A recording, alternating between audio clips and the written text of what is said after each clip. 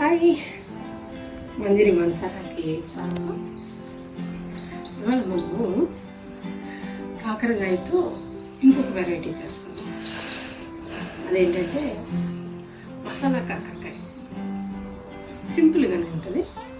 మనం ఫస్ట్ దానిలో వేసే ఈ మసాలాలు ఏదైతే పౌడర్లు రెడీ చేసుకున్నామంటే చాలా త్వరగా అయిపోతుంది. ఇది ఒక 15 days నుంచి 1 month దాకా కూడా ఉంటుంది. ఓకేనా? రెసిపీలో కలుద్దాం.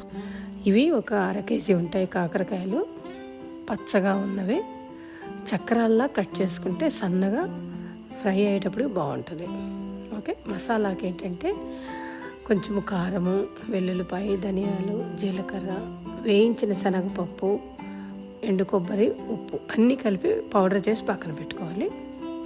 ఈలోపు ఏంటంటే ఒక ప్యాన్ పెట్టుకొని దానిలో ఆయిల్ వేసి ఈ కట్ చేసుకున్న ఈ కాకరకాయ చక్రాలను వేసేసి తిప్పుతూ రావాలి.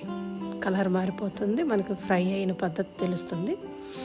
దాంట్లో ఏంటంటే కొంచెము పసుపు వేసుకొని ఈ మసాలా అంతా కొట్టిన పౌడర్ ఉంది కదా, అది కూడా యాడ్ చేసుకుంటే సరిపోతుంది.